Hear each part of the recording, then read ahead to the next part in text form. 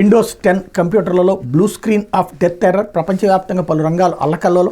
పలు దేశాల్లో నిలిచిన విమాన బ్యాంకింగ్ సేవలు. విశాఖలో 4 విమానాలు రద్దు, తిరుపతిలో మరో 2, శంషాబాద్లో 39 రద్దు, 44 ఆలస్యం, కన్నవరంలో 15 జాప్యం.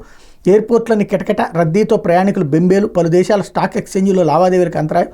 ఆసుపత్రుల్లో కంప్యూటర్ల మొరాయింపు, రోగులకు ఇబ్బంది. సైబర్ భద్రతా సంస్థ క్రౌడ్ స్ట్రైక్ అందించిన అప్డేట్లో బగ్ సమస్యను గుర్తించి సంక్షోభాన్ని పరిష్కరించిన క్రౌడ్ స్ట్రైక్ అంటూ హైలైట్ చేశారు. వానా వరద వార్తను వీళ్ళు కూడా హైలైట్ చేశారు. అట్లాగే సాఫ్ట్వేర్ కొలువులే కావాలంటూ కంప్యూటర్ సైన్స్లో 93% సీట్లు భర్తీ అయినాయి అన్నటువంటి హైలైట్ చేశారు. లేకపోతే పొంగనూరులో పెద్దిరెడ్డి సేవలు అంటే అడ్డగోలుగా రాగానిపల్లె భూముల సెటిల్మెంట్.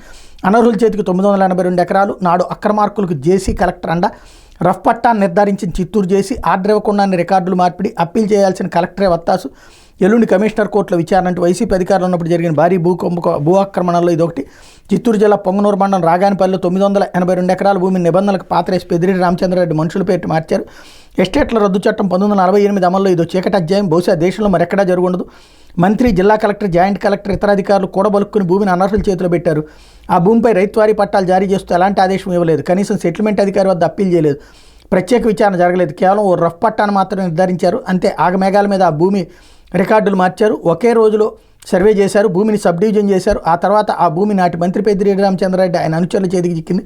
ఈ చీకటి చరిత్రలో నాటి చిత్తూరు జేసీ, నేటి తిరుపతి కలెక్టర్ వెంకటేశ్వర్, నాటి చిత్తూరు కలెక్టర్ హరినారాయణ కీలక పాత్రధారులని తాజాగా వెలుగు చూసింది. రెవెన్యూ ఉద్యోగులు చిన్న తప్పులు చేస్తున్న ఒంటికాల మీద లేచి అఖిల భారత సర్వీసుల అధికారులు ఎలాంటి ఉత్తర్వులు లేకుండానే 982 ఎకరాల భూమిని పరాధీనం చేశారు. మరి వారిని ఏం చేయాలి?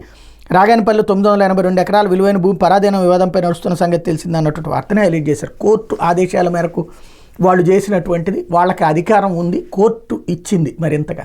కాబట్టి అందులో ఏం కాదు. ఇప్పుడు ఏళ్ల తరబడి 75 ఏళ్ల నుంచి సమస్య పరిష్కారం కాలేదంటే అది పరిష్కరించమనే కదా కోర్టు ఆదేశించింది.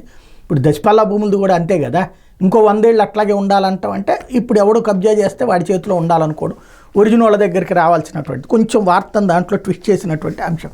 మిగతా రాష్ట్రపతి